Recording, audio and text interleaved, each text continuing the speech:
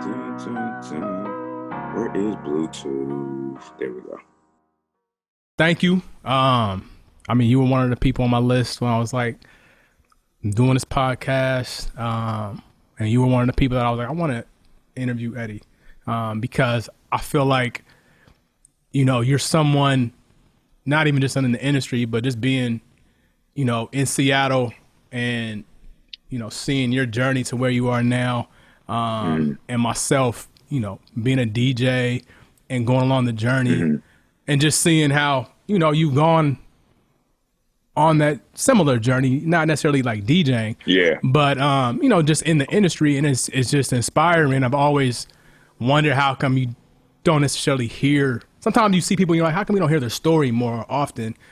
Because I think there's like little bits and pieces that you could pick up from those stories. So that was my main thing. And that is one of my main things with, doing my podcast is I want to talk to people that I know. But the main thing is like, I understand how big mentorship is. And sometimes people don't get mentors. But sometimes just hearing a story or hearing a little gem could inspire someone. And so that's what I hope to kind of, have here is just, just talk to you obviously about your story, but, just ask some questions just, about your journey, and just some gems maybe you've picked up along the way, whether it was something you just learned or whether it was something that, maybe somebody told you, hey, you're here now. Here's a little gem that I wish I would have known. Now I'm gonna tell you type thing. You know what I mean? So do you want to hear my story? Because it's pretty crazy. No, bro. I would love to hear your story, man. I know some, but I know I don't know all of it. So I would love to hear your story. Okay, so just give people a background about me. I still work in the entertainment industry. Started in radio, and I can't all the way say where I work, but you can figure it out because they get kind of weird about that. But so I've worked in the industry for over 21 years, and initially how I started in radio, it goes all the way back to when I was in high school, and they were doing this thing KRIZ back home in Seattle, which is a black radio station. Right, it's like an AM station. They would do this thing where they would bring high school kids in once a week.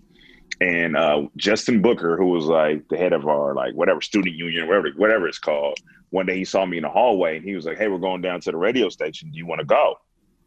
And I was like, "Yeah, sure." And I didn't have no car, So I was like, "You gonna give me a ride?" He was like, "Sure, I'll give you a ride."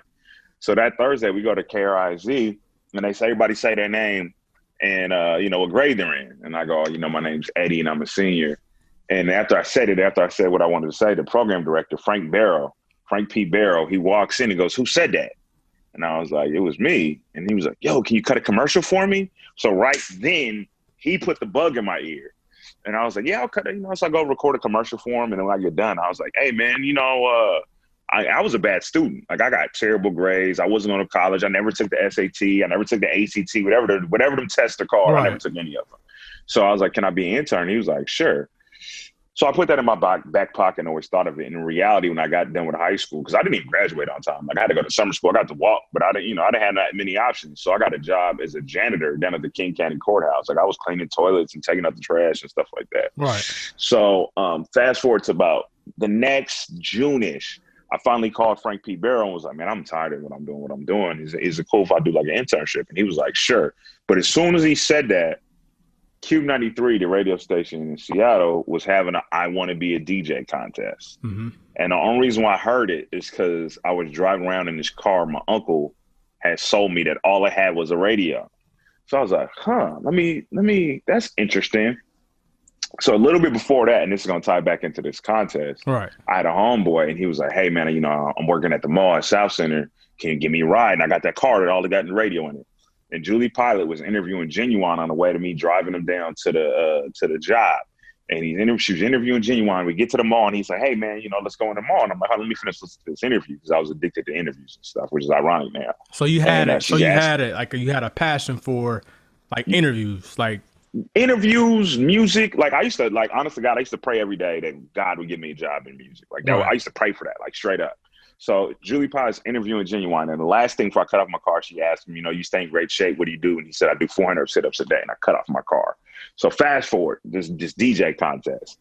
I go to the mall, Factoria Mall, and it's like hundreds of people there. And the first person I meet is Julie Pilot. She's like, "Hey, how you doing? My name's Julie Pilot. Nice to meet you." I'm like, "Oh, snap. Like, I listened to you on the radio." Right. And so we go through the contest, all these hundreds of people, and we're going through different stations. And my goal was like, just beat the girl in front of me because she had a pretty good score. So I'll fast forward a little bit so we get to the minutia. So long story short, they whittle it down to the Final Four, and I'm in the Final Four. And it ended up being a music trivia contest. And I ended up smoking these cats. But so for the last question, they were like, "Yo, one last question. It's going to be the bonus question. You know, it's going to be worth a whole bunch of points for, you know, for blah, blah, blah. How many sit-ups a day does Genuine do?" I'm like, "Yo." So I stand up because I know the answer. Right. I'm like, 400.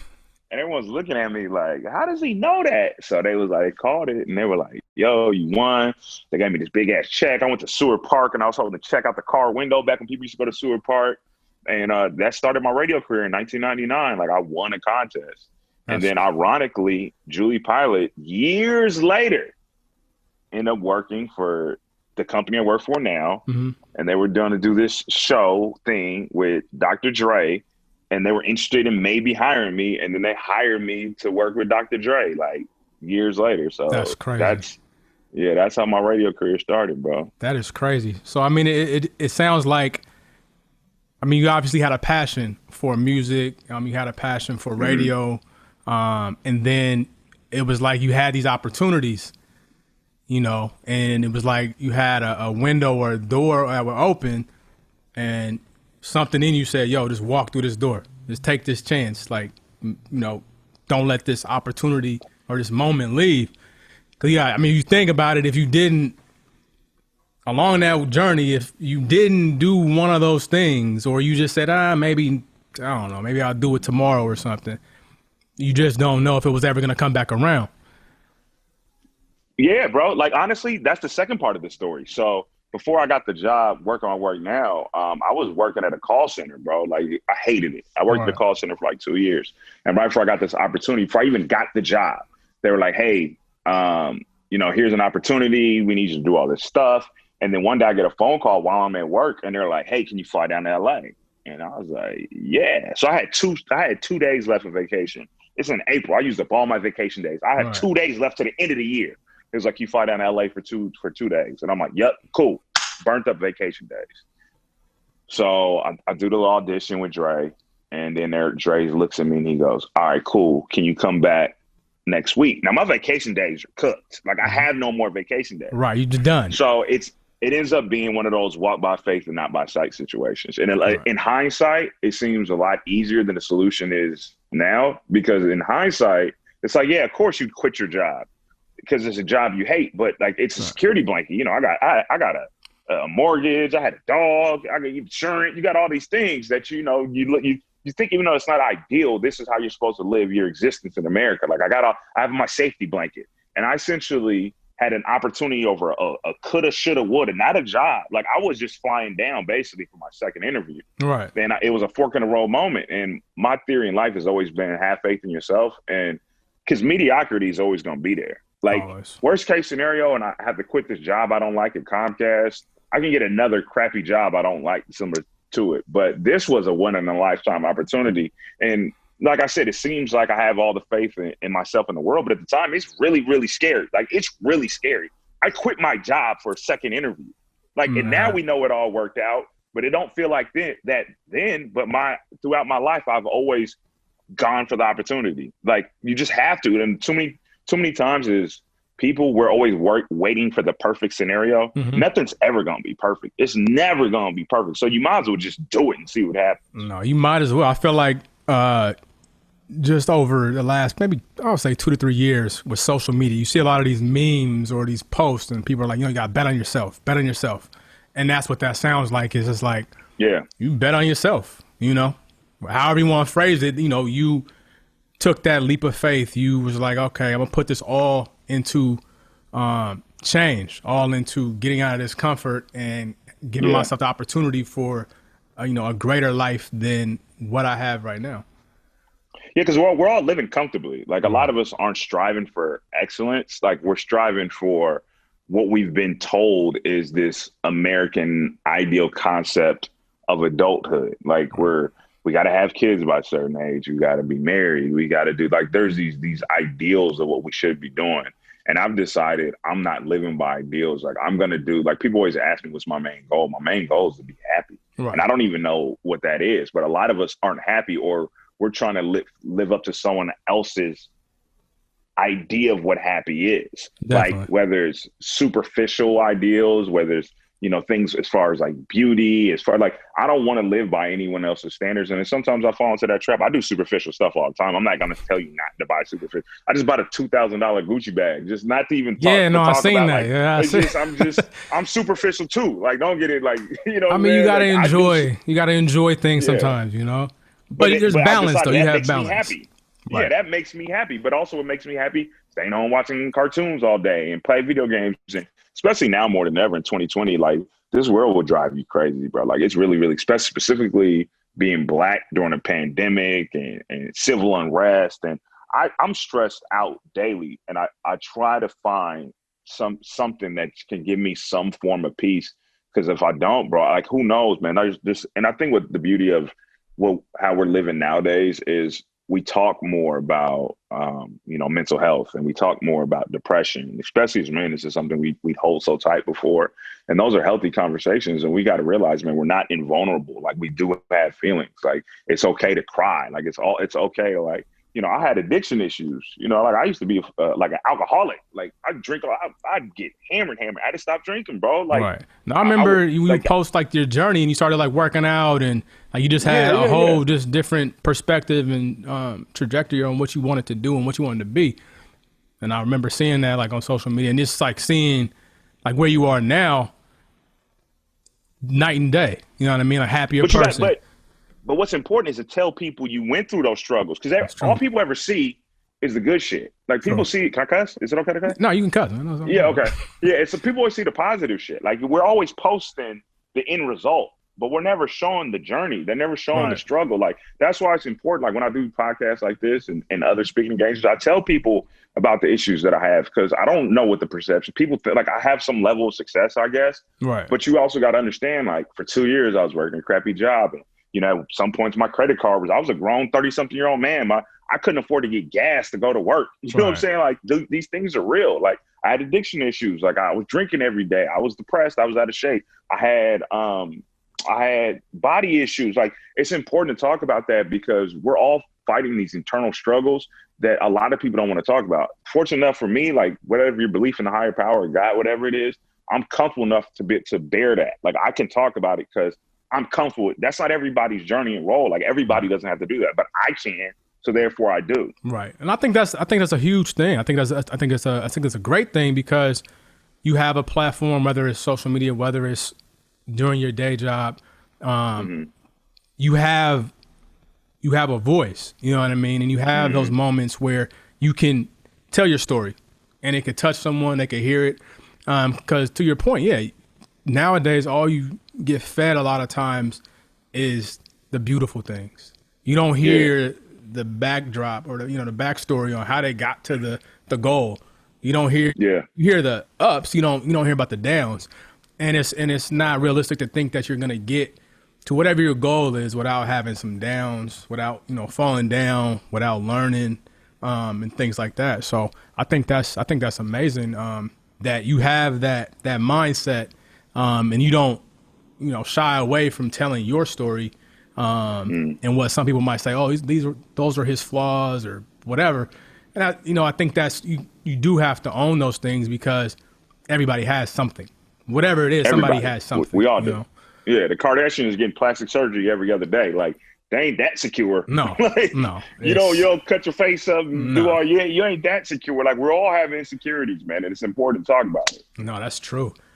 Well, man, so that's basically your story right there. Is you had a passion, you had an interest, you realized you had moments in your life where you wanted to not be in that position. You wanted more, you wanted better, and so you put yourself in a position to do that. I think that's a great story, man. But what's important too is putting other people in position to achieve those same things. Like every level that I go up in whatever perceived successful life I live, Mm-hmm. I make sure that I'm always bringing people up with me. Hey, I'm gonna be honest with you, Yeah. bro. Sometimes you're gonna get burnt on it. Like sometimes people are gonna do you wrong, but that's not a you problem. That's a them problem. Like I'm not gonna screw up some of the next person's blessing because that person screwed it up. Like it's like we got to bring people with us. Man, I can totally agree with you on that. Only because like I think it was yesterday I tweeted something. And I was like, you know, one thing about my journey in my career is that I like pride myself on, and I can like sit back and say, you know what, I can really appreciate that about myself. Is I've given people opportunities. It could be whatever. It could be another DJ. It could be a photographer, or whatever. You know, it's like, okay, I'm, DJing the Sounders game. I need some content or something. Well, you could be a photographer, and let's say you might have wanted to get into sports photography, but you had no idea. Oh, shoot, I don't know if that's what you want to do, but here's the opportunity now. You can do with it what you will. You know what I mean? Here. Or there's DJs sometimes, that don't get opportunities, maybe because like the style of their DJ and the music they play. A lot of cities is like you play hip hop, it's like you're a sore eye. You know what I mean? Like especially back home, they be tripping. Exactly. But I found a way to do it and still be successful, but also be able to be in different rooms and on different levels. Code switching, bro. We got different rules as black people, man. Like we can't all the way be us all the time. Like sometimes you gotta, like I'm trying to get a paycheck, bro. Sometimes I gotta code switch in the office, man. I can't be 100% Eddie all the time. That's just the reality in which we live in. No, it's true. I mean, same thing. Like you go in front of your parents, man. You're not gonna be the same way you are, when you're with your friends. So it totally makes sense. But so I give opportunity. And I think that is a very important thing. Is like it's okay to give opportunities, and it's okay that you might give an opportunity and get burned on it. You know what I mean? Like you might, dang, why I give you opportunity and you drop the ball, or you got those people you give them opportunity, and end up doing some funny stuff and act like they push you out the way or try to, and go. It's all good though. That you can have it. Yeah. Guess what? I'm not gonna refer you again because you ain't screwing up what I got going on. Exactly. And that's not even hating. That's just because the reality, like, let's say you working for the Sounders and somebody in corporate is like, hey, Karma, I need somebody, like, let's go with a photographer. I need a good photographer. And he was acting shady at the last event. Right. You can't screw up the blessing for the next person, giving it to the guy that screwed you the last time. It's like, nah, dog. Like, thankfully, I'm in a position to help people. You're going to screw that up for the next person. So I can't deal with you no more. You can be mad all you want. Right. You did that. I didn't do that. I try to help you out. Right. No, and that's really how it goes. I think you apply that to a lot of things in life. I think sometimes like you don't block somebody's, possible opportunity because you think that you might get burned. You just say, okay, here, you might be able to do something with this. Here, take this, and hopefully you hit the home run. Or at least they might surprise you. They might make you look good. You're like, oh, damn, I didn't know he had that in him. Right. And then I think, too, a lot of it is, I heard Stephen A. Smith say this, there's not a monopoly on success. Like, there's enough success out. There's no top off. There's no full tank of success. At all. Like, if you're successful, it doesn't prevent me from being successul. No, it doesn't. So that's okay. No, it is. And I think once you realize that, and I think it's part of it is being secure with yourself.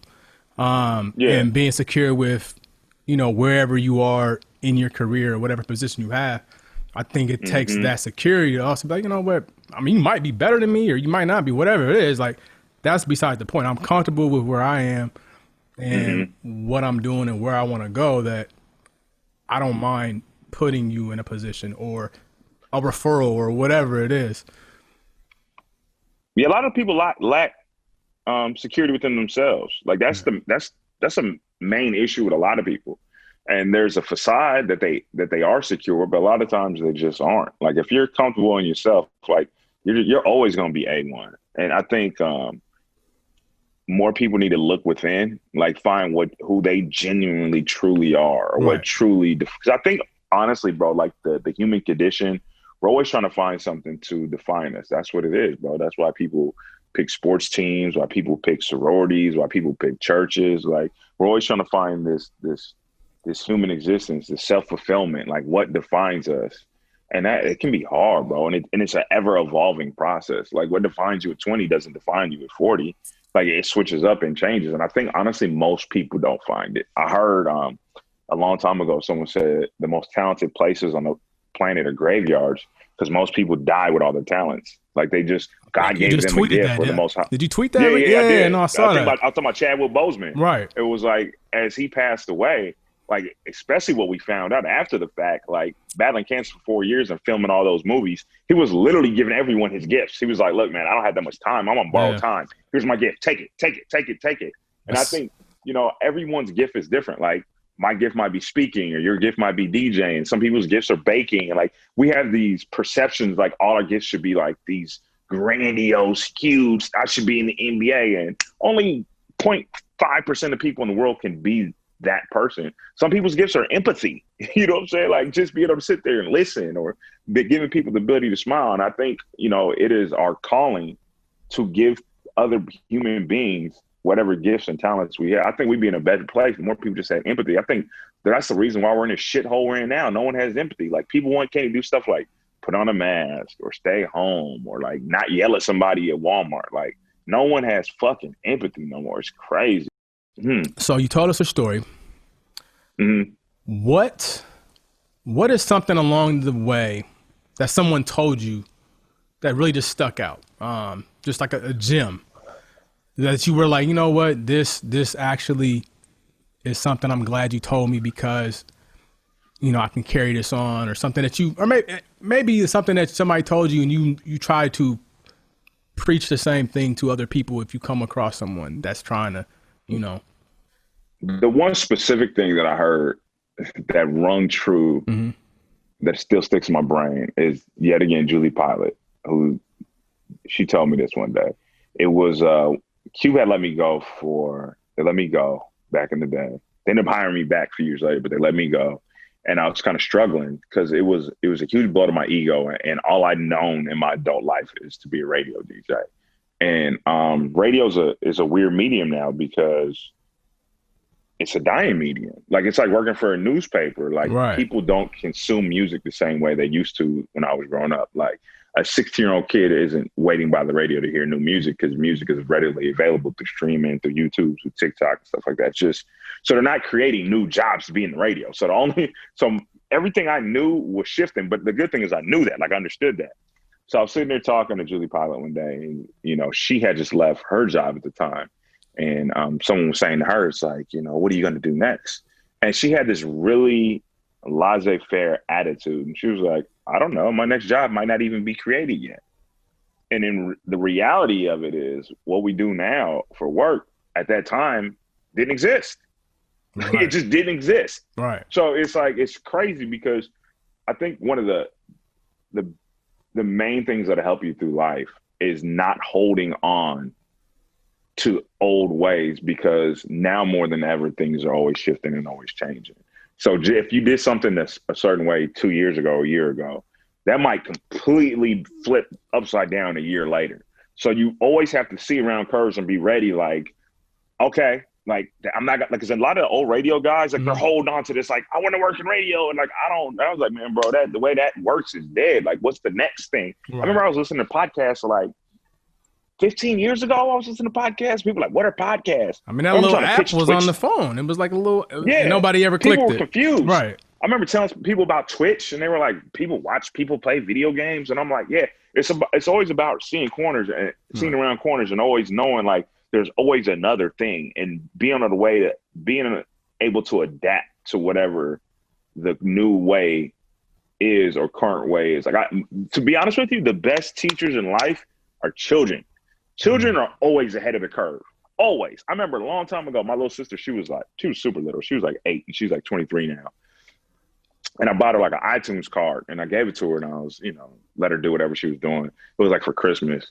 And then I walked over and I looked at her what she was buying, and I was like, why aren't you buying any albums? She was just like buying songs. And she was like, I don't want albums. I just want a song. Right. And I was like, oh. And it just hit me. And I'm like, oh, they're not going to consume music like that no more. Like, they just want songs. Like, so it's like picking up on, stop trying to hold on to these old ways, man, because moving at a rapid. Even think about how we all work now that we all work from home. Whenever normal happens again, whatever normal, like this might be the new normal. Like we might just be working from our living rooms from now on. And I think for a lot of people and a lot of companies, I think that's what they're going to. I mean, we read articles where some companies are like, well, we have this footprint that's like 1 million square foot. We don't need this office anymore. You guys just work from home. No, like it was just a building that was housing people for 8 hours of the day. That was it. Change your concepts, dog. Yeah. Be malleable. What's the word? Malleable? I don't even know the word. It's like you got to be flexible, man. Right. Like things are always changing, man. See around corner, and now more than ever, it's easy. It's easier and harder. And I'll say this: every time someone creates a path, like people follow that path, and in a way, that path becomes more difficult. Right. Like how we're doing a podcast right now, like to a degree, podcasts are kind of oversaturated because it's gone mainstream. So everybody thinks they can have a podcast.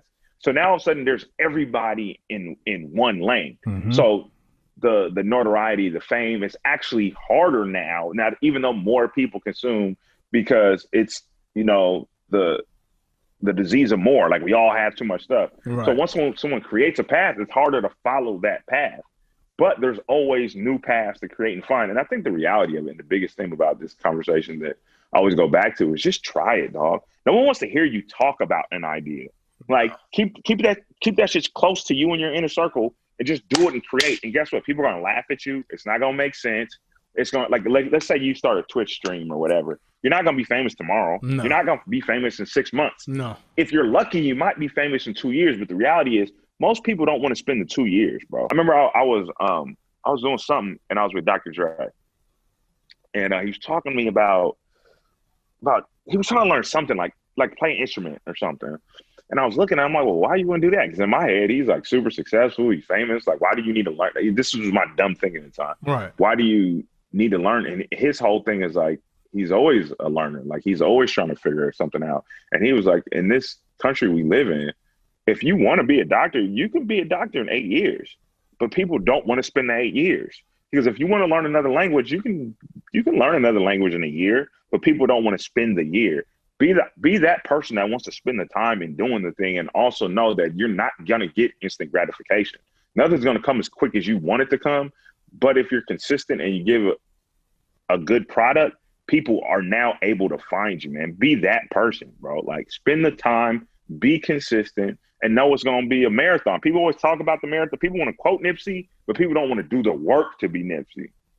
No, I think that's huge. I think that is very important because, we as, I don't know if it's, I want to say it's Americans, but I think it can be just humans. We want that instant gratification so fast that we just do it tomorrow and we'll, be trending or something. Yeah. And it's like, that could happen for a small percentage of people. It does happen. But sometimes what you're seeing is their success. They were doing stuff before that. They might have had thousands of whatever they do. And then now this 1,001, it just hit. And now you're seeing that's what it takes. Yeah. So, no, that's true. It's like you got to be willing to learn. You got to be willing to put in the time. And just know that, there's a possibility that it's not going to hit right away or at all. Yeah.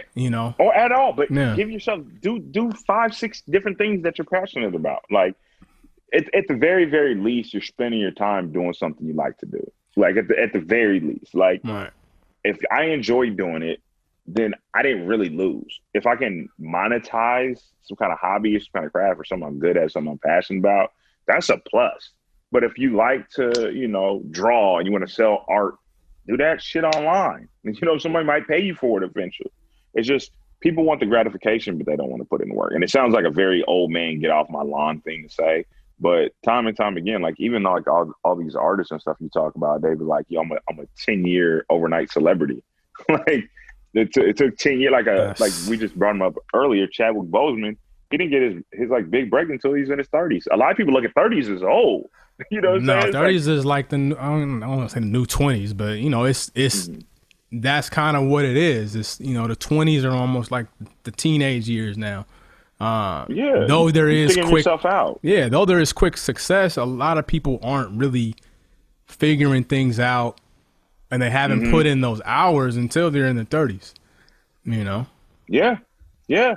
And also, too, don't be on no one else's timetable, bro. Just because other people are successful that are your age or people in your peer group or they're successful, it might not be your time yet. Like, stop. We're so busy comparing ourselves to finished products.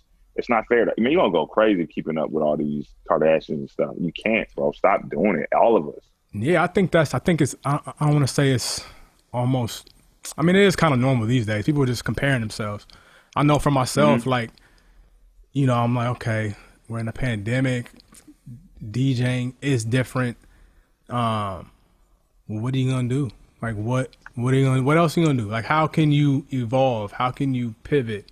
What are some of the things that you've wanted to do that maybe you just, you know, haven't put that time in, you know, for whatever reason. And this is actually one of those things. I always wanted to do a podcast or something like this, like interview people. And so I was like, you know what? Let's go. I had opportunity. Might as well. Yeah, I had opportunity and was like, okay, that was the first one. And then I was like, okay, well, let's get this going. And yeah, it's one of those things where I'm not expecting it to, you know, do some crazy numbers. You know, it's more like, you can't be Joe Rogan tomorrow. No, not at all. Not at all, man. So it's these are the opportunities in the time where it's like the learning, and the figuring out and, you know, tweaking whatever it is. But that I enjoy that. I enjoy that time when it's like you're figuring things out, you're learning, you're taking some little bumps and bruises, whatever. People might not even, I could post a picture of something else or a video of something else, get whatever amount of likes, then post a video of doing a podcast or interview and nobody watches it and nobody cares. And then, you know, you never know, like the 1,000th time I post it, then everybody's like the biggest fan. You know what I mean? That might be it. Right. And that just might be how the story goes. So, but you got to be okay with that. I think that's something that I've definitely embraced a lot more just this year and just as I've gotten older, you know. So it's tough, bro. It's weird. But a lot of things too is we can't beat ourselves up for evolving. Like, we're all trying to figure this stuff out, bro. Right. Like, I'm smarter today than I was yesterday, than I was a year ago, than 3 years ago. Like, I'm constantly evolving as a human, and we got to let ourselves be okay with the errors that we make as long as we're trying our best to be the better versions of ourselves. Like, you can't be like, damn, why didn't I? You weren't up to it at that time. But what's the difference between then and today? Like, if you got the gumption, I'm going to use an old school word, to do it today, then do it today. Don't beat yourself up that you didn't start. I think a lot of people feel that way about working out. It's just like, if I'd have started a year ago, that one time I was going to the gym every day for like a month and I stopped, I'd have lost 30 pounds by now. But it's like, all right, that's cool. You fucked up. Start today.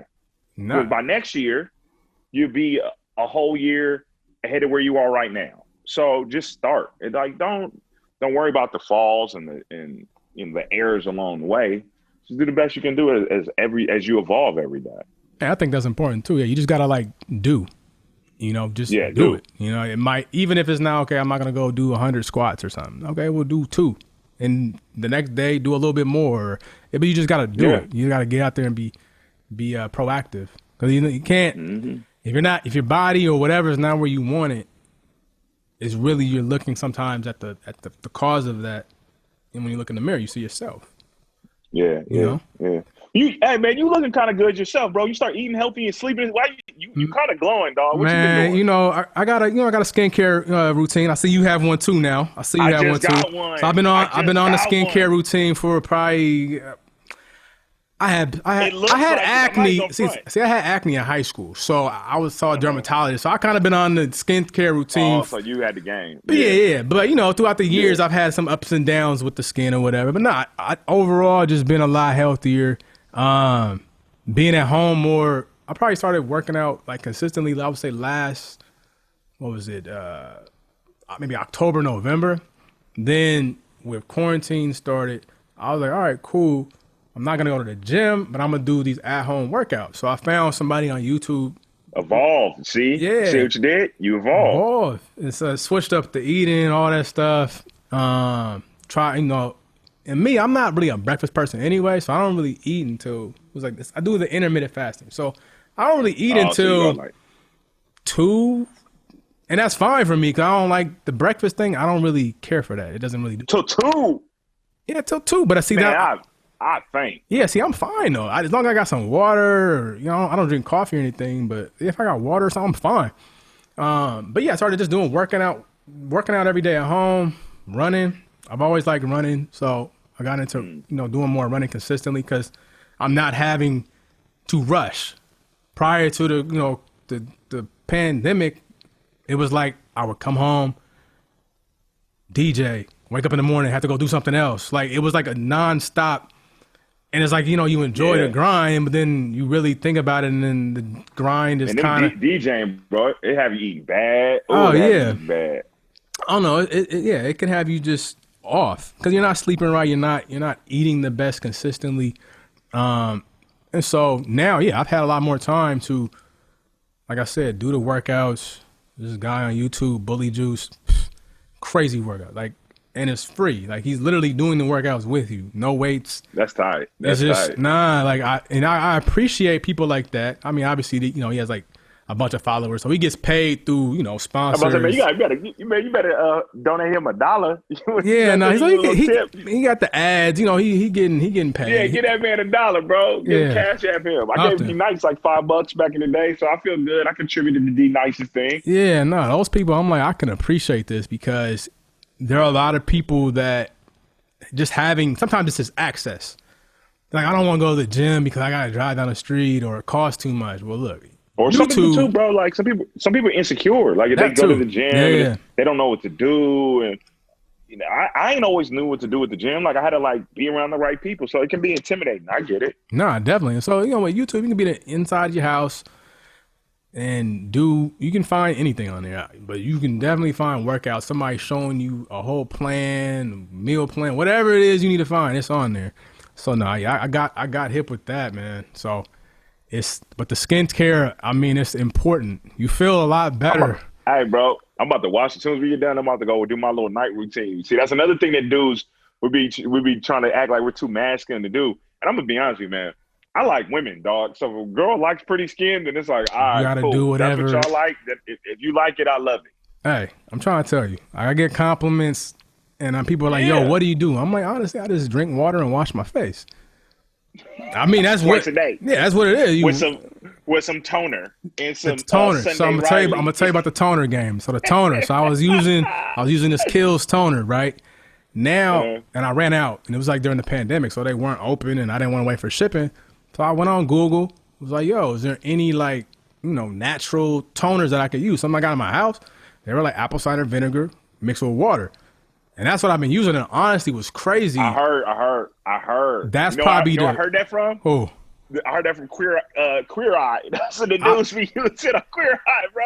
Man, I'm trying to tell you, I think that took it to a whole new level. Like, I don't even want to use a store-bought toner. Every time I go to the store, I'm getting extra things, apple cider vinegar, because that's what I need. I'm telling you. But that's the other thing too, being secure in your masculinity. Like, ain't nothing makes you less than a man if you take care of your skin, bro. Like, I don't give a fuck. I watch Queer Eye. I fucking take care of my skin. Like, I don't care about whatever your idea. I don't care, bro. Like, I'm trying to live a long, beautiful life. You gotta do anything that's gonna make you happy and that's gonna be good for you. And taking care of your skin, and a lot of what your skin is internal too. It's like what you're eating. Yeah. Are you sweating enough? Like, obviously, are you hydrated? Hydrated, yeah. Like, are you sweating out the toxins? Yeah, exactly. And so, it's a combination of things, but you definitely want to have a routine. I mean, you don't need a bunch of stuff. Like, I even every now and then I'll do like a little mask, like get inside the. I ain't mad. I'm trying to tell you, there's a science to it. You can't just do one thing. You gotta. And over the years, your skin changed. It changes. So you realize that, like, okay, when I was in my 20s, my skin was reacting differently to this. So now I got to switch it up. So it's a science, man. But what I do like is that, like with Rihanna coming out with her skincare line, I've seen a lot of dudes gravitating towards it. And I'm like, I don't know, is it made for men? I don't know. You know what, though? It's made for people, bro. Like, we that's so even better. Weird. Like, because we're weird. We would be like, because I heard my girl tell me this joke. She was like, you notice how all women's fragrances are like something natural, like a lavender or a peach, but men's are like cool rush. They're always like concepts. Because dudes are always so weird about like it'd be our like this is skincare or the whatever. winter forest or Yeah. something. Like, Yeah, it's like, extreme sport. It's like, what? Just give me a smell. Let me like, get that what is lavender, extreme man. sport? Let me get that lavender. Yeah.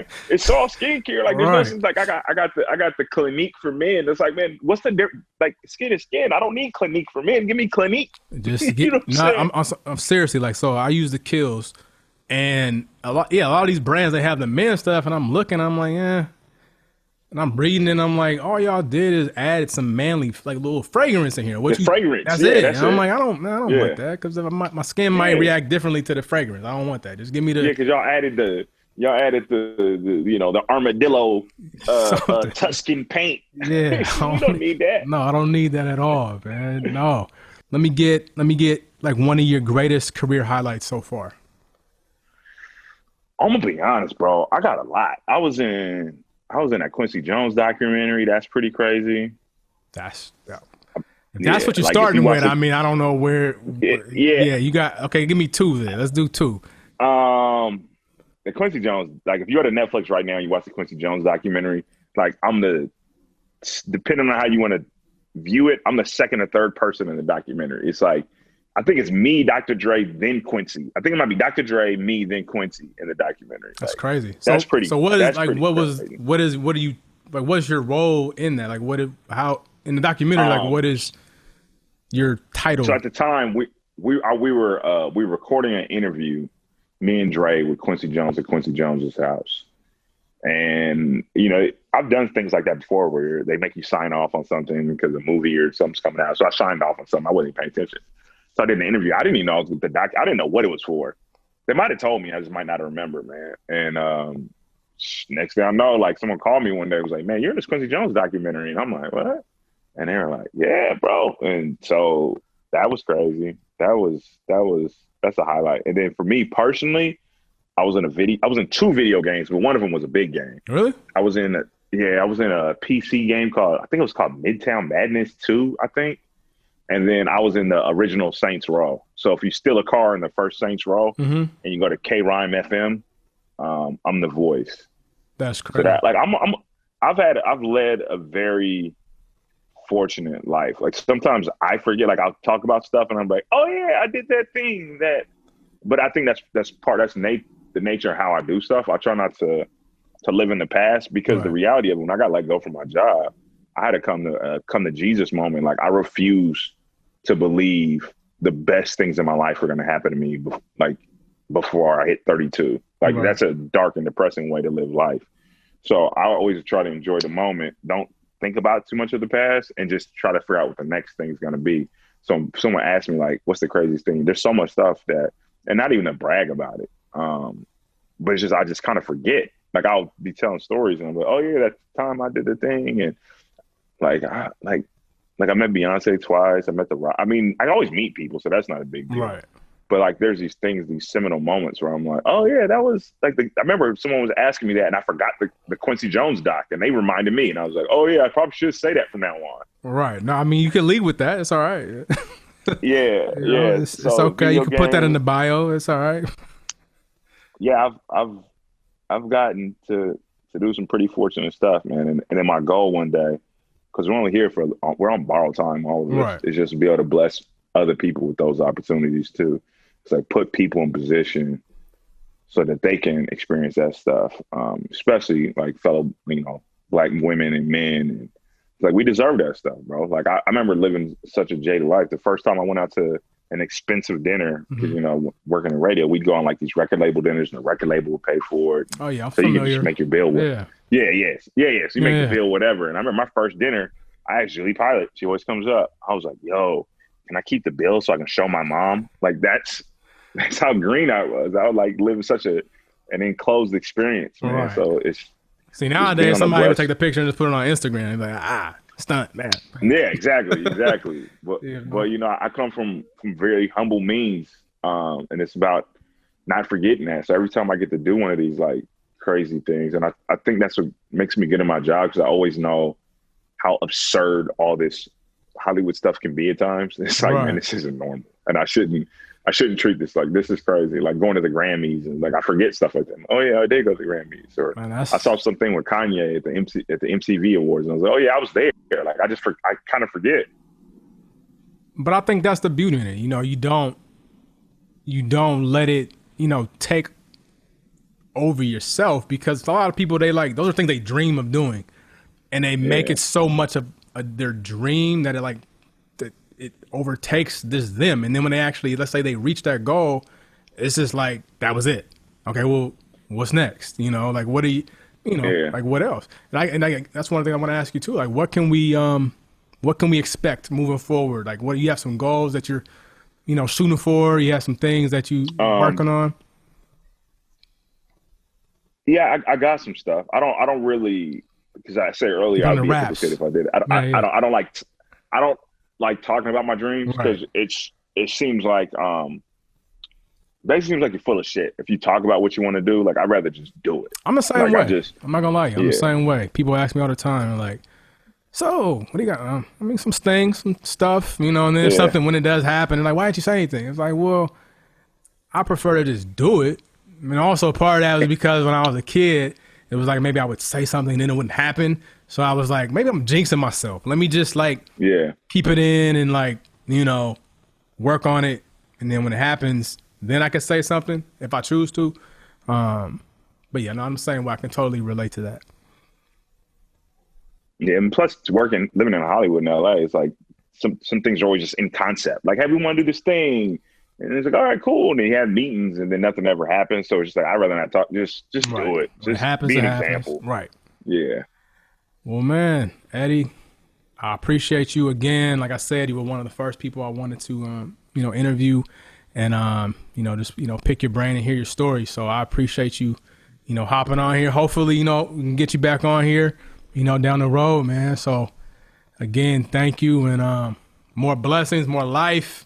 You dropped some gems today that even myself, I'm hold on to and, use when I'm moving on in my journey. I look, bro, man, I appreciate it, man. It's been great to watch your journey up close and from afar, man. Just stay consistent, bro. Stay always the genuine human that you are, man. Many blessings. And I'm about to get up out of here and wash my face, that's routine now. Yeah. When you run out of your toner, trust me, try the apple cider vinegar. Do like the 1 part apple cider vinegar, 2 to 3 parts the water. That's the perfect. When I run out, I'm gonna hit you. I'm trying to hit me. I got you, bro. All right, man. All right, man. Appreciate you, bro. Yep.